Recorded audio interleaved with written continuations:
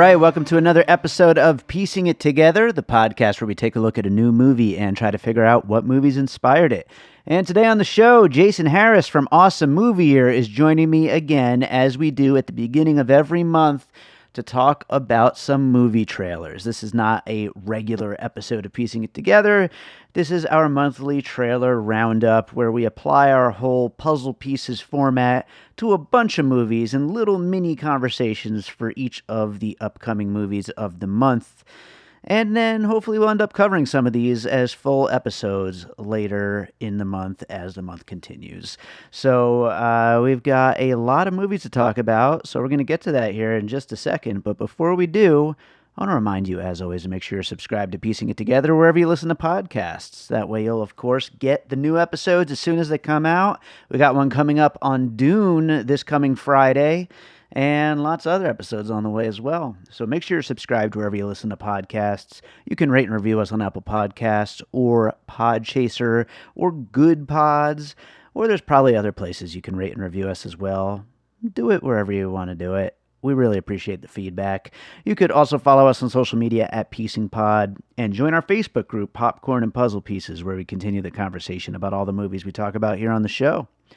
Aside from that, I do want to just make a quick announcement because it is the beginning of November. Some of you who listen all the time know that my wife Gina and I just got married, and we will be going on our honeymoon at the end of the month.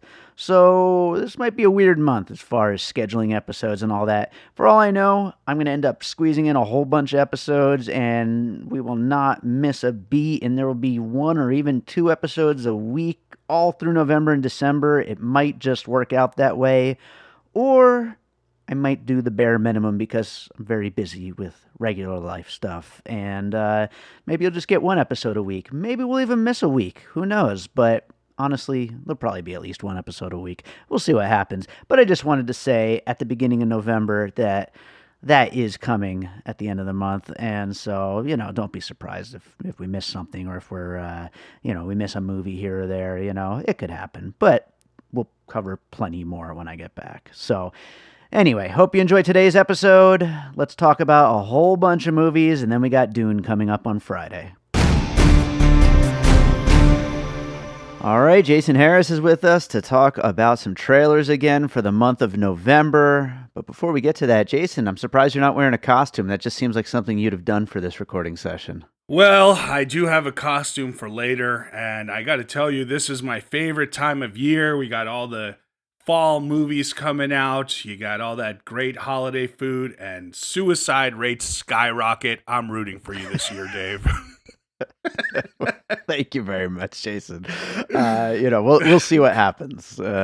Everybody just keep subscribed, and you'll find out as soon as it happens. But can you imagine piecing it together? Do you have like a year of guest hosts that you're ready to pass it on? It would be a whole thing for me to have to schedule, so I would be just as busy. Let's put it that way. But let's talk about some movies, Jason. As we've been doing, let's take a quick look back at the movies we covered in our October trailer episode and see if we watched any of them, starting with The Guilty, which I did not see. I think you watched it, though, right? I did watch The Guilty. Tell me what movie that was, Dave. Jake Gyllenhaal, alone in a 911 thing. Yeah. The single room remake, quick 90 minutes. It's all right. It's not bad. Dude, I hate this trend lately of someone did something bad and something bad happens to someone, but at the end it all works out. I guess that's a trend forever, but it's like you keep letting people off the hook. It gets very annoying, So it's simple. It's a simple story arc, and I think that fits to our modern content times. But well, as you could tell, it didn't even register beyond when I had seen it. It wasn't bad. It's just man, this is forgettable now. So. Exactly. That's what it is. That's what a lot of these are going to be. Maybe a little better, even though I didn't finish it. The Many Saints of Newark. I did start it, but Gina and I started watching it on my birthday, and we were like, you know what? We really should have watched The Sopranos to get anything out of this. Yeah, you liked it though, right? Yes, I told you that when I watched it, that it would be fun to do an episode of it based on you never having seen any of it and me having seen all of it. But It's funny because it almost echoes the last few seasons of The Sopranos, where like fans either are like, "Hey, that's cool, that's what this is," or like they really hate it. And I liked it. Yeah. I thought it was good. That's what The Sopranos was: meandering, intertwining stories, and I just had a lot of fun with it. I thought the acting was good, and it brought me back to my old mob days in Jersey. Nice, nice. Well, apparently it did well enough that now they're discussing possibly a series, a prequel sequel series that will bridge it together. I'll tell you what So, would be more interesting to me. What if you did a series now with the kids of Tony Soprano, where like, because there is no, as far as we know, like mob society anymore. Like, what do the kids of mhm. mobsters do now? That would be interesting. That sounds like something you're gonna possibly write and pitch or something. With my character Johnny Gabagool, who no matter what is going on just says Gabagool. I definitely want to see that. Next up was the Cannes Palme d'Or winner Titane, which actually turned out to be one of my favorite movies of the year. Did you get a chance to see it yet? No, I really wanted to. I'm glad you liked it. It will stay on my list. And if you do decide to offer yourself, I'll watch it in your honor. Thank you very much. Next up, the constantly delayed. Of course, so many things are delayed, but this was like the big one. No Time to Die, the newest Bond film, the final Bond film in this era of Daniel Craig Bonds, which I liked. I thought it was good. It was one of the better Craig Bond movies, and I didn't love it, but I don't really love any Bond movies, and I just thought, as Bond movies go, it's a good one. That's good. This is one of those, since it's only in theaters, you have to commit 7 hours of your life. You get Mm, there, you drive there, you watch 2 hours of previews, you watch a 6 hour movie, you drive yeah. back. It's just too much for me at this point in time. Yeah, I love it. Still my favorite thing, even with all those previews. Well, I mean, I like going to the movies. I just don't want to have to like cancel a full day. Yeah, it's definitely it takes dedication for sure. Movie that I have not gotten a chance to watch, but I still really want to is Lamb. They even did a special one night only streaming thing where you're able to rent it. And I just happened to be busy that night, unfortunately. So I'm gonna see it soon, though. I take it you didn't see Lamb. No, you ever eat lamb? I'm sure I have at some point. You gotta like be very careful how you prep it. It can get very gamey if you're not good at making, really working the technique there. You also have to be very careful when you're prepping Muppets for a nice little What a holiday segue! dish. Muppets Haunted Hey, Mansion. yeah, did you watch that? You were really excited for I that. did watch it, and it falls right in the middle of the Muppet pack for me. It's not as Hmm. good as the great Muppet movies, and it's not as bad as the really downtime of Muppet movies. You know that there's a few of those, so it's right Mm, in the middle. It's less than an hour. It's fun. They have some really fun callbacks to the original Muppet Show. yeah. The one thing I'd say is like it's all about Gonzo and Pepe the prawn, and it's like I love Gonzo, but do I really need all this Pepe? I don't think so. Sure. Well, next up is The Last Duel from Ridley Scott, which it's kind of a bummer that it did so poorly because from everything I've heard, it's really good. Everybody I know who's seen it really liked it, and I did not get a chance to watch it. I'm still hoping to, though, maybe even before it leaves theaters because it's still in a couple theaters. Did you see it?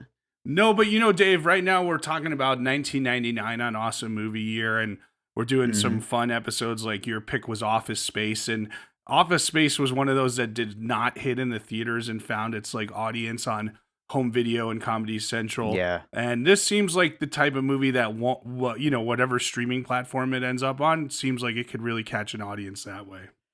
What if The Last Duel is played over and over on Comedy Central? With all the rebranding the last few years, would you be surprised if that's the route they went? Oh man. Next up is The French Dispatch, which I know neither of us have seen, but I'm planning on seeing in the next few days, and we're probably going to do an episode on it. Trying to get there. I really want to see it. I love Wes Anderson. In fact, talking about this 1999 awesome movie, my pick was Rushmore. So Yeah. I got to go see it, man. I just haven't had the time. Yeah, I'm really looking forward to it. Even though a lot of people don't seem to like it, but I have a feeling we'll like it. But we'll see what happens. But movie I did not like, the last one that we talked about last month, is Edgar Wright's Last Night in Soho. I'm a big Edgar Wright fan. I love the actresses that are in the lead of this movie, and I just think it's just horribly misguided and just not very good. And I didn't see it yet, but I am going to go on record and tell you he hasn't made a great movie since Scott Pilgrim. It's Yeah. been law of diminishing returns, you know. I think it was Shaun of the Dead, Hot Fuzz, Scott Pilgrim, however those two ordered out. That was the last great movie. I don't think he's done anything great since then. Yeah, I hate to say it, but I kind of agree with you on that. So But Dave, you yeah, also saw another movie that everyone liked. I know you did an episode on Dune, but you really did not like Dune either. so and here's the thing: I actually just recorded an episode with your awesome movie, your co-host Josh Bell on it, and I'm starting to kind of come around on Dune. I still definitely don't love it. I don't think it's as good as people made it out to be, but I'm starting to at least like it a little bit. I started rewatching it before we recorded, and I'm getting it a little bit more on the second time through. Hey, Dave, let me ask you a question. Hmm. Why do I take such pleasure in finding out that you have had such bad movie experiences recently? I don't know, man. You do seem to really enjoy that, and I don't know. Maybe I'm just so cheerful I think it's, usually. yeah, I think maybe you assume they're going to be good where, you know, so when they're not good, like, it's like, yeah, Dave, welcome to the hard, real world out there. Now you're waking up to reality. That's right. That is right. Oh man. Well, we did speed round a bunch of other movies, but we don't need to get into all those. I mean, Dune was kind of the standout of those. But let's start looking into November here. We got a lot of movies to cover this month again. I mean, we're not even gonna bring up Eternals because I already have a whole episode planned on it and everything. So I mean, there's a Marvel movie and we're not covering it. That's how much there is in November. So let's start out, though, with a Netflix movie coming out November 3rd. It's The Harder They Fall. I've actually already seen this, and I'm not going to get a chance to do an episode on it, unfortunately. So that's why I wanted to make sure we included it in our list this month of trailers. It's about black cowboys. It's from first-time feature director Jimmy Samuel, and it has just an absolutely stacked cast, including Jonathan Majors, Regina King, Jaja Beats, R.J. Kiter, Idris Elba, Lakeith Stanfield, Delroy Lindo. It just keeps going on and on from there. What do you think about this trailer? The trailer doesn't really show much. It's very stylized. Mhm. Like that cast, you're gonna basically like sign me up for anything that, like, if you get all those great actors in a movie, like, I want to see that movie, right? All I could Yeah. tell is they break Idris Elba out of he's a prisoner on a train in the Old West, and they break him out, and then, you know, lots of bang bang shoot 'em ups. It looks like that's all I could Yeah. tell. What did you think about the movie? I love the movie. I will say it's a little bit empty as far as like story or purpose or any of that, but it's just fun. It's 2 hours of fun, I think, and it's what you would expect from that cast. Every character has their moments to shine, and they all do shine in all of their scenes. And I had a blast with this movie. I hope people see it when it comes out.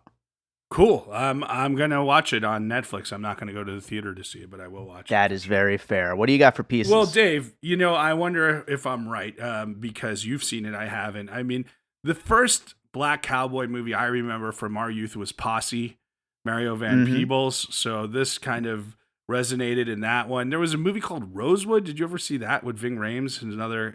I never saw Rosewood. I saw Posse back in the day, though. Yeah, so you know, there's some of that. It looks like a mix of like the stylization reminded me a little of like Django meets Hateful Eight. You know, some Mhm. Tarantino elements in there. And then, you know, if you're gonna break a prisoner out, let's throw in Con Air for fun. And all of that absolutely works. I definitely had Django on my list. I had Posse on my list. There's a little bit of Fast and Furious in there with breaking out Dom out of prison on the one Fast and Furious. I also had Beast of No Nation because Idris Elba is just scary in this, and that's the last time he's been given a chance to be scary. And it's fun to watch him just be a straight up bad guy. Y- And so I thought that was a good one too. That's cool. You know what else I put on, which because I mean, it's a train. It's obviously a totally different type of train, but it looks like when they break Idris Elba out, there's this. It seems like there's one long take from him walking from the back of the train to the front of the train, which is my favorite shot in Snowpiercer. It's an amazing shot, and if that's kind of an homage to that shot or whatnot, yeah. And then you said Delroy Lindo. Let's not forget his great ensemble performance recently in The Five Bloods. So I think there's a lot of good elements here. Absolutely. So let's move on to The Beta Test, coming to theaters November 5th. It's Jim Cummings' third movie after Thunder Road and The Wolf of Snow Hollow. And that alone makes it one of my most anticipated movies of the year. I'm really looking forward to it. It's about a guy working in Hollywood who gets an invite for no strings attached, blindfolded sex. And then there's fallout that comes from actually taking that up. Hold on, man. I swear to you, I looked this up and I saw a totally different preview for a movie called The Beta Test. The movie I saw... Really? Yeah, I'm not lying to you. So I would like to watch this preview, but I'll tell you about the one that I saw. It was... Well, this is going to be interesting. It was basically because I love Jim Cummings, right? And when you were just when you were like, this is Jim Cummings' new movie, I'm like, this is Jim Cummings' new movie? This looks fucking terrible for a Jim Cummings movie, right? The one I saw was basically like a dude plays a video game and then becomes a part of the video game, like that movie Gamer with Jason Statham, and then my other piece was Guns Akimbo from Daniel Radcliffe. Amazing. So what I think we should do is you look up that preview right now, and I'll look up the Jim Cummings preview, and then let's flip flop here.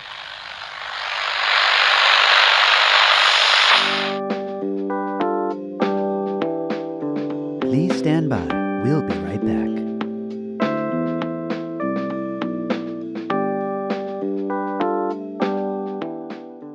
Okay, so we just actually took a break here while recording so we could watch each other's beta test trailers. And let me say, before we get into your thoughts on the beta test, you're 100% right. There's a movie called Beta Test from 2016 that looks like a gamer, hardcore Henry.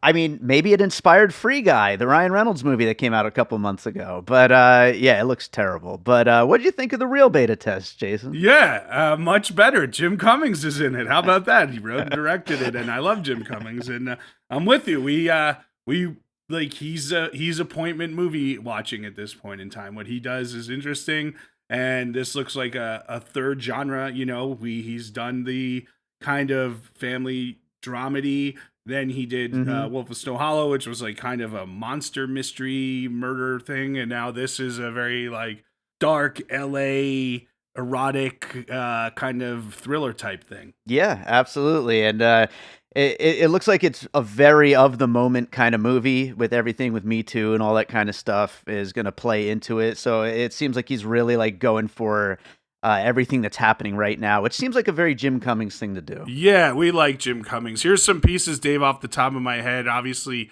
like you said, he goes into this random sexual encounter. Fidelio, Eyes Wide Shut off the top of my head, right? Sure. Last year's very uncomfortable film, The Assistant, about the mistreatment of women in the film industry and the power dynamics there. And then an Underbelly of LA movie that we covered on Awesome Movie Year 1984, Repo Man, because I really like that underbelly aspect, right? Sure. And then, he looks like one of these skeezy agency types, that Ari Gold thing from Entourage.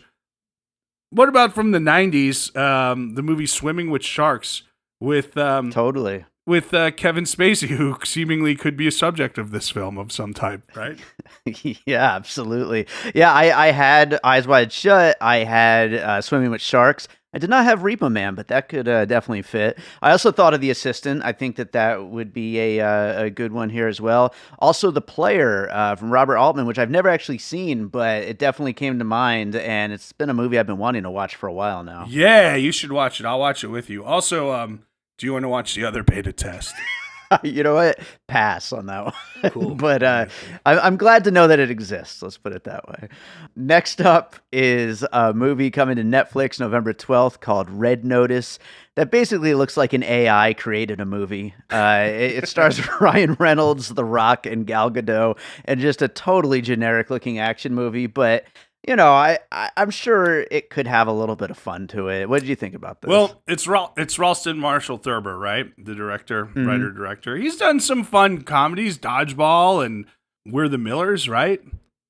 Yeah, I guess that was pretty good. I don't know. I'm just trying to look at the. Yeah, it doesn't look good, Dave. I agree with you. No, it doesn't. All right. And the poster is just terrible. One of the worst posters I've ever seen. So there's a new cartoon version of Where in the World is Carmen Sandiego, where she's on the run from like the criminals, even though she's doing good.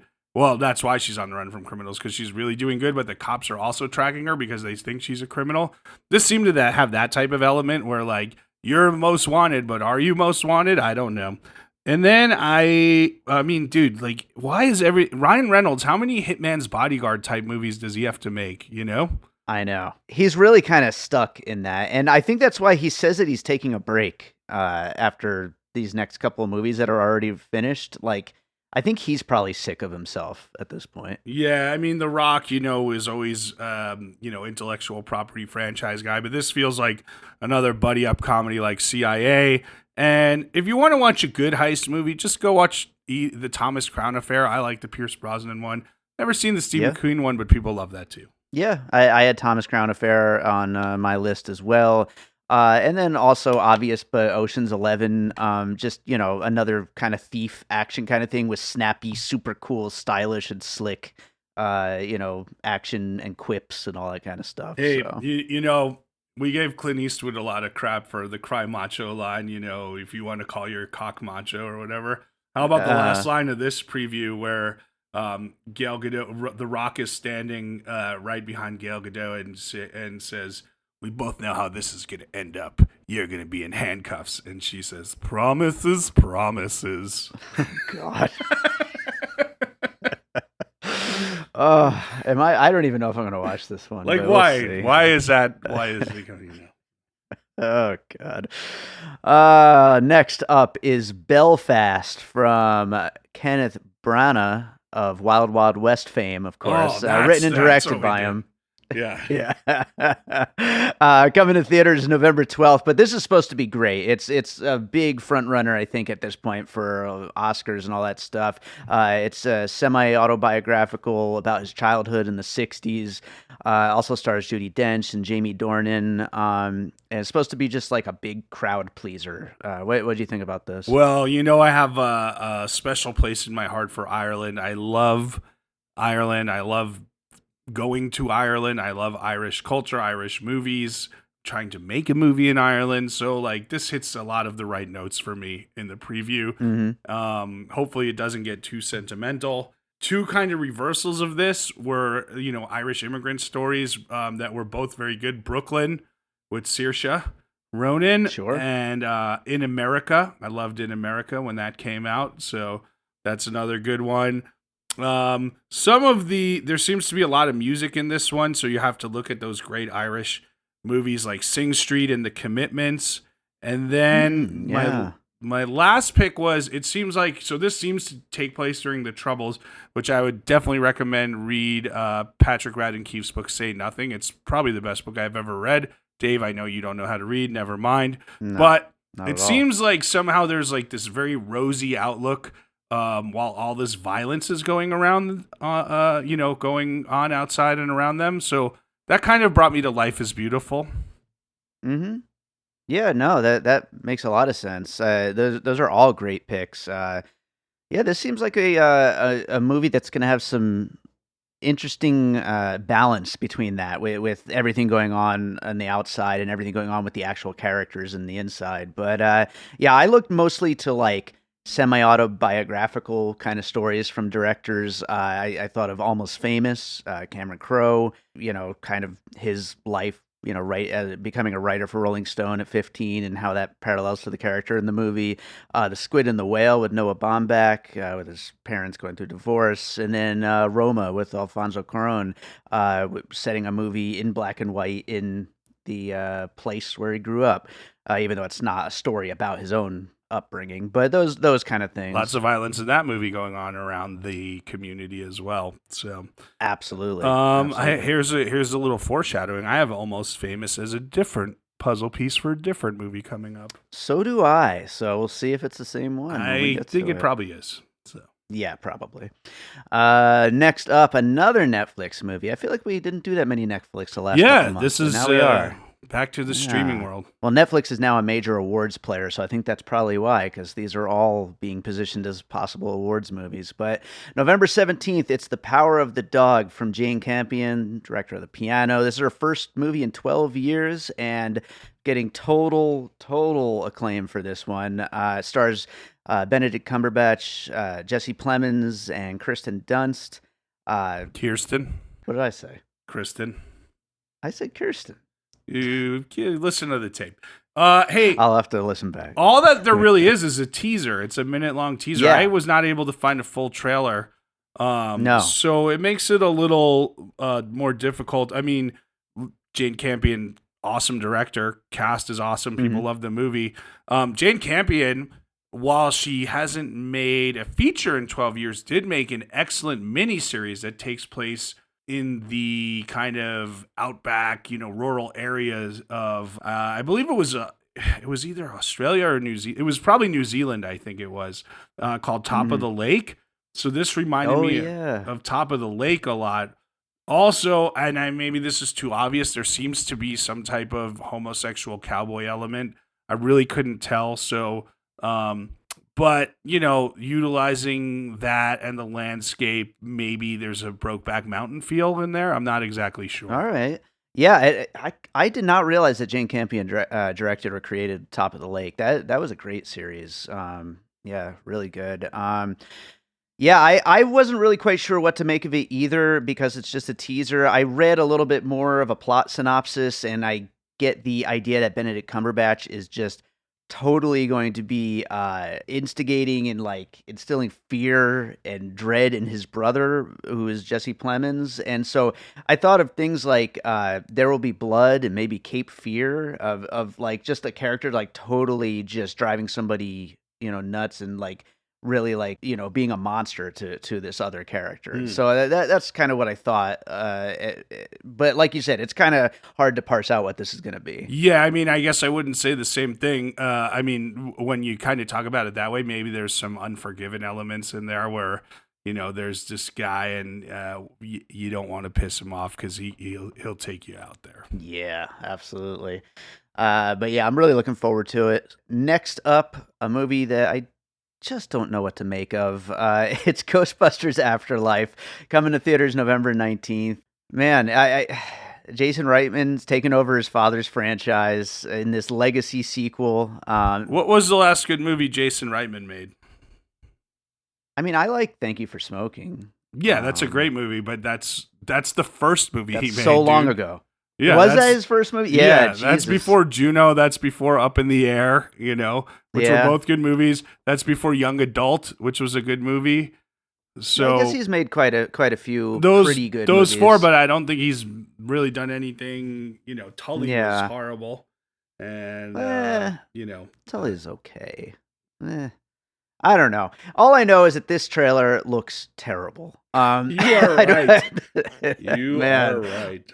I'm still looking forward to it because it's Paul Rudd. I can't not look forward to something with Paul Rudd in it, but man, does it look bad.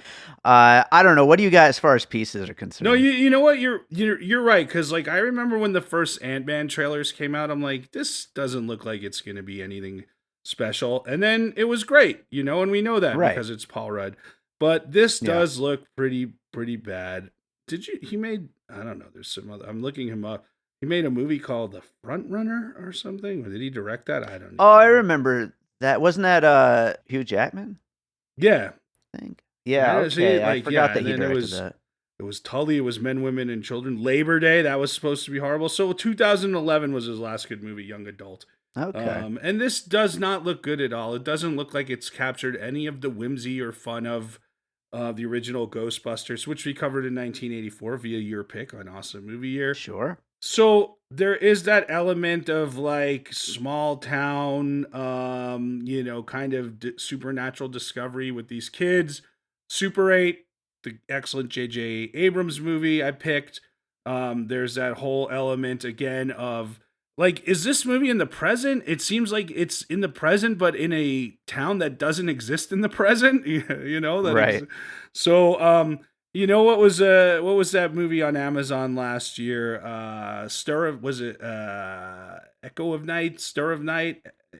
Oh, The Vast of Night? Vast of Night, that's the one. That movie's great. Okay. That's fun. Oh, that's a very positive puzzle piece. So you're going with some very positive ones. Well, yeah, so I'm trying far. to look like say what I would want it to be. Super 8, Vast of Night, Sure. and then the last one, which definitely had that kind of, if not remakey feel, like just kind of building the universe feel, which was great, surprisingly great, was Bumblebee. Okay. Playing Yeah, on Bumblebee 80s pop was culture. surprisingly good. Yeah. Yeah, taking 80s pop culture and just running with it. And yeah, that was a good one. I like those as pieces. I went with the most obvious piece, which is Stranger Things. Ghostbusters. I think that's, I mean, even, I would say more. I'd say this is Stranger Things with the Ecto-1 is basically what and it has the kid trailer from, is. what is his name? Finn something, yeah. he's a Woodhart or something? Lockhart. Yeah. Lockhart, is that his I don't name? know. Anyway, yeah, Stranger Things is number one, I think. This just, it really feels like that's the direction they took with this. And then the other thing I had, as far as like decades later sequels that treat the original like sacred texts, I took the recent Star Wars trilogy. Basically, treating these characters like they are just the ultimate in everything that matters to anybody. And I think that's kind of a weird direction to take Ghostbusters. I don't know that people are that into Ghostbusters, are they? I guess they are because they remade it with the all female cast a few years ago, And it ruined everyone's childhood. right. Yeah. Which it's not that bad, by the way. I actually think that movie is fun. Let's just be honest here, though. The original Ghostbusters, is the one. Every other Ghostbusters after that is not. Ghostbusters 2 had a lot of problems. The reboot, you said you enjoyed it. A lot of people did not. This looks like another version of that. And then, it just keeps staying in the cultural zeitgeist. I mean, the theme song you play every Halloween. There were the cartoons, it's, I don't know, man. I don't know. Maybe we could just let Ghostbusters run its course. We'll see. Yeah, we'll see how this goes. But I don't know. Next up is King Richard, coming to theaters November 19th with Will Smith as the father of Venus and Serena Williams, in a kind of unconventional but crowd-pleasing biopic, it looks like. It looks like it's going to be fun. I'm glad Will Smith is doing something like this. I mentioned this in our, and Kenneth Branagh too, our Wild Wild West episode. It's about time Will Smith, he's so talented, takes on something that's where he can really push himself as an actor. And it looks like he's got a great performance here as the father of Venus and Serena Williams.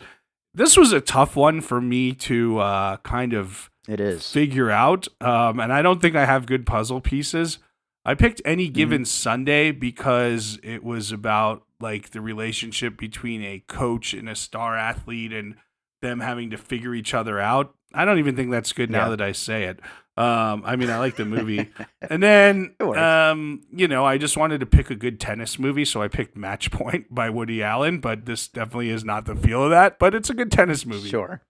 So I didn't do well on this one. I can accept that. I will pick up the slack with Coach Carter. It's another, coach movie, but I just thought it fits because Samuel L. Jackson is a mostly action movie based actor. That's what he gets to do most of the time, and he got to do something with a little bit more dramatic weight to it with Coach Carter. And so, I thought that kind of fits for Will Smith here, breaking out of all these action movies he's done over the last 20 years and doing something more dramatic.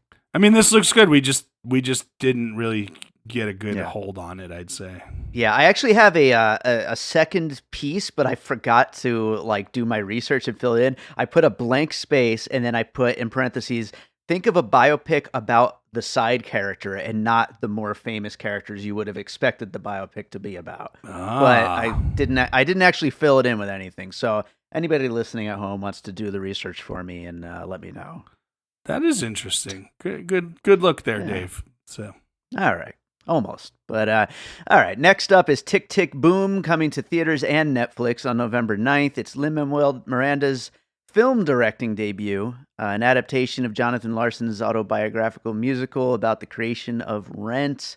Stars Andrew Garfield, a bunch of people from the musical world who I don't know because I don't really know that world. You know it more than me, though, Jason. What do you think about name this? some names. I'll tell you if I know them. Alexandra Shipp. Oh, yeah. Keep going. Robin De Jesus. Oh, yeah. Wonderful. Yeah. Joshua Henry. We had lunch last week. Person? Oh, nice. Well, tell him I said hi. Mm-hmm. Yeah. What do you think of the trailer? I'm super excited for this one, man. I think it looks great. I trust Lin-Manuel, even though he seems to have finally gotten some backlash for, In the Heights, which the backlash should have been, it's just not that good of a movie, but whatever. Right. But this looks really good, man. And I'm sure it's going to pull at the heartstrings. He's very good at, figuring out the emotional elements of it. I'm excited for it. What do you think? Yeah, it's not really my world since I don't watch that many musicals, but I think it looks good too. I think it looks like a lot of fun. Here's some pieces. The semi-autobiographical Broadway biopic. I already said semi-autobiographical. Bob Fosse, excellent movie. All that jazz. Can't recommend it enough. I also kind of focused on the stage. I had Don't Think Twice, the excellent Mike Birbiglia movie, which is about an improv troupe, but really kind of digs deep in the character. And I had two others, but I'm going to leave them for you because I think you're going to choose one of them. Okay, we'll see. Well, first up, my favorite movie, adaptation. I just thought of the whole meta-ness of the guy who made Rent, making a musical about himself making Rent. Just seems kind of Charlie Kaufman-esque in its weirdness of that idea. And the other one, you see Andrew Garfield as a character writing on the train, writing his lyrics. So I thought of Eminem in 8 Mile. I actually had Charlie Kaufman also, but I did not take adaptation. I took Synecdoche, New York, because that's all about your life being overtaken by the theater. Awesome. Yeah. I love when Charlie Kaufman influence comes into something completely different, like a big happy musical. Right. So there was that big musical number, and I'm thinking of ending things too. That is right. Absolutely. Well, next up is we don't usually do these kind of like B movies on these roundups, but I wanted to include this one. It's Black Friday. It's coming to theaters November 19th. You're looking forward to Black this, Friday. Yeah. All right. Well, it'll also be on VOD a few days later on November 23rd. It's really goofy looking, set during Black Friday, but zombies take over the store. And of course, Bruce Campbell is in it, and that's why I wanted to cover it. And I don't blame you. And Dave, when I was a writer in Hollywood and rep by all these agents and everything, we always wanted to write like movies about even Christmas, right? Well, you can't write a Christmas movie. It's too niche. So if you had pitched a Black Friday movie, which I'm sure we had at some point in time, like they'd be like, who would watch that? And it just shows you what idiots these agents were. Like, not to say they could predict the future of streaming, but like a good movie's a good movie. And this looks like it's going to be a lot of fun. Kind of like Fat Man was for us last year at this time, right? Sure, yeah. Okay. Zombieland was the first one I picked out there. It definitely has that kind of feel. How about a little love for our co-host Josh Bell? Night of the Comet, which was kind of an apocalyptic movie that took place in a mall. This one takes place in a superstore of sorts, so you could say that. And the very disappointing The Night Before, because they made a movie about the night before Thanksgiving. This one takes place the day after Thanksgiving. And my last piece, Dave, there is Bad Santa, because I like that movie. Okay. Yeah, those all absolutely work. I had Zombieland on my list as well. I mean, this is like a totally self-aware zombie movie, which is what Zombieland is at its core. I'm surprised you didn't say Jingle All the Way, because that's on my list. And I picked Bad Santa. I guess they're both holiday classics that we can include on here. And then last but not least, Army of Darkness, because shop smart, shop S smart. Bruce Campbell working in retail again. There has to be a reference here at some point. This looks like so much fun, and I am going to be delighted to watch this film. Awesome. All right, so next up is our last one for the month. It is Licorice Pizza, coming to theaters November 24th. It's Paul Thomas Anderson's 9th feature, a coming-of-age story set in Los Angeles. Seems to be kind of going back to Boogie Nights territory for him, with all these multiple characters, all with stories that connect. Looks like a total blast. It stars Philip Seymour Hoffman's son, Cooper Hoffman, and Alana Haim from the band Haim, also Sean Penn, Tom Waits, Bradley Cooper.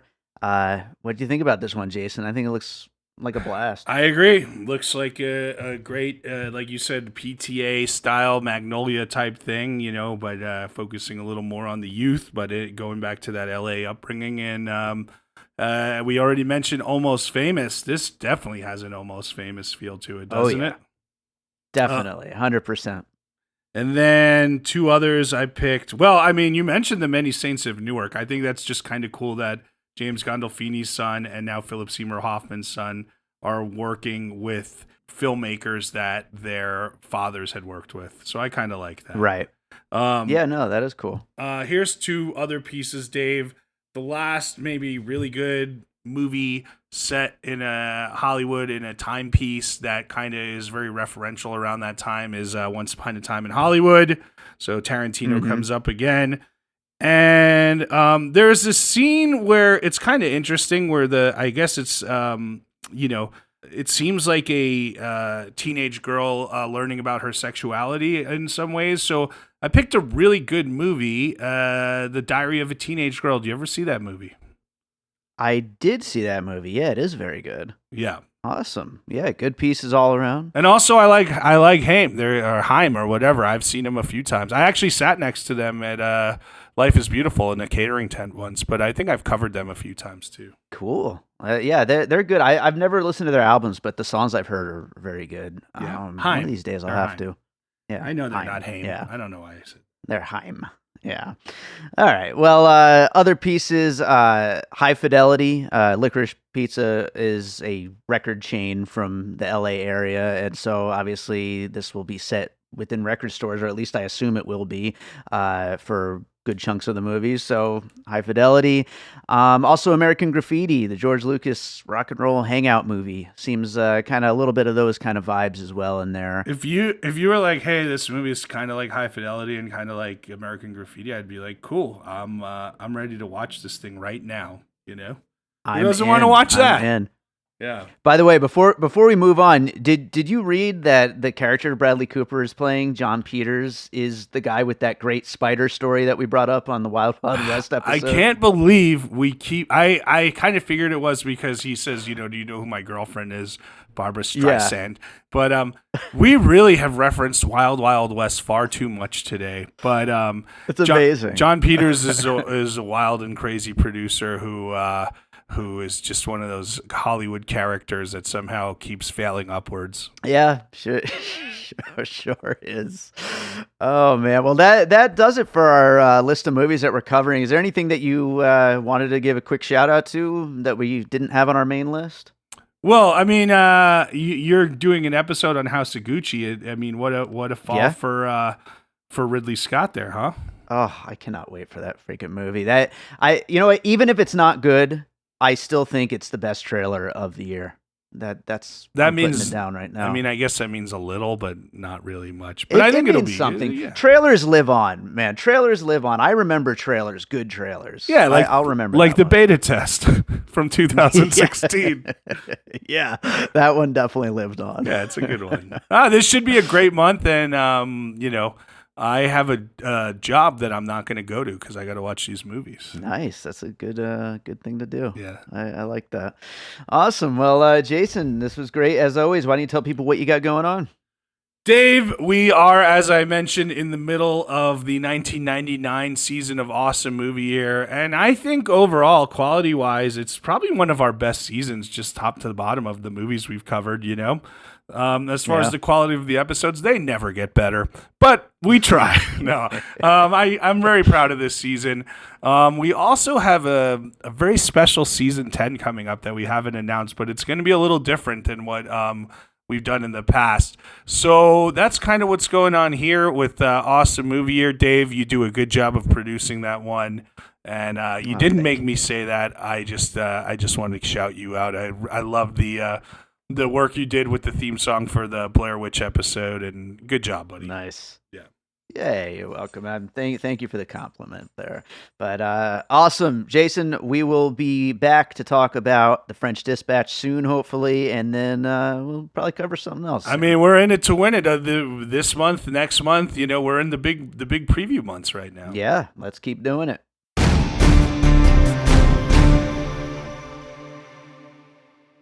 Two actors walk into a bar and, well, what do they do, David? Well, Scarlett, I'll tell ya. Two actors walk into a bar and find humour in reality. Two of them fall out and smash on the floor. The woman has gone, well done. Provide opinions on everything they're not entitled to. Oh, wear a mask, you dumbasses. America's fucked. Oh, who cares? Biden's in control of a sinking ship. And of course, they drink. I'm doing good. Brain I've had farted. one beer and I don't know what words are anymore. On the Fanta fruit twist now. I can see what you're drinking and it is embarrassing. But no, that's not all you can expect from this podcast. We've got some particularly strange tales to tell, and of course, exclusive stories from the acting world. You came on the stage and you were like, stop it, I'm having to break character. I'm a professional, don't you know? I see you're an actress. Do you snort lots of cocaine, man? Some Oscar-worthy performances from our hosts. Your Waluigi impression is hilarious. Wow, Luigi. Good old Boris Johnson, like... You're smashing them now. You've not even had a drink yet. Oh, I don't believe the king would have said that. And a load of drunken waffle. Intelligent conversation. We're talking about you having a weird crush on Colin Firth and suddenly you're shagging a Greg's pasty. My life's exciting. What can I say? So join her, Scarlett Bryant, And him, David McCulloch. Along with a fantastic range of special guests. Bring it on. I can't wait. Who shat themselves? I was sang in the prize giving on the Friday, was having surgery on the Saturday. I poured myself some mulled wine for this occasion, and you saw me sit down with a full glass. I've because it's like juice, you know? All that and much, much more. In our podcast series, Two actors walk into a bar.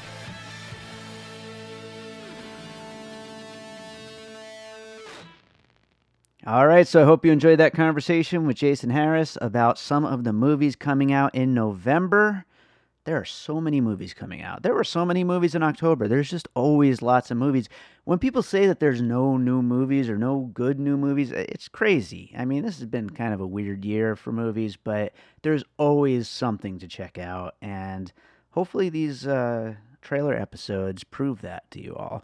So I hope you enjoy piecing it together. If you do, make sure you're subscribed wherever you listen to podcasts. You can, of course, rate and review us on Apple Podcasts or Podchaser or Good Pods. I really appreciate when we get that feedback from people. 5 stars is great, but really, I want to just hear what you think of the show. I want to keep doing it and keep making it better. And so, yeah, get in touch. Let me know what you think of it. Also, get in touch if you ever want to join me for an episode. I'm always looking for new co-hosts, so please do get in touch. Aside from that, there's the Popcorn and Puzzle Pieces Facebook group where we continue the conversation about all the movies we talk about here on the show. Also, don't forget to subscribe to Awesome Movie Year, which is another awesome movie podcast that I produce, which is, of course, hosted by Jason Harris and his co-host Josh Bell, who you hear here on Piecing It Together quite often. And a different kind of movie podcast, but also produced by me, and I think we do a pretty good job of really digging into specific movies from specific awesome movie years on there. So definitely check that out. And we might have another kind of cross episode coming up later this year. We'll see if that works out the way we're hoping it will. So that does it for today. I am recording this on Halloween, and this is coming out, of course, November 1st, but we're recording it yesterday on Halloween. And so I wanted to play a little something from my new album, The Dissection Table. I've played a bunch of tracks from it already, but this is the perfect time to play another track. So you should check this album out. It is on Spotify right now. And along with the album is also a special playlist that I put up. It's called a Halloween playlist, and it's just some of my darkest, spookiest music. Of course, this episode is coming up on November 1st, and we've already gotten past the Halloween season, but who doesn't love listening to spooky, creepy horror music all year round? I know I like to. So keep listening to the playlist, keep listening to this album, and thank you so much for listening to my music. But let's close this out with a track called Where Are You from the album The Dissection Table, which is my new album. It is available now. Please go check it out. And we'll be back with more Piecing It Together real soon.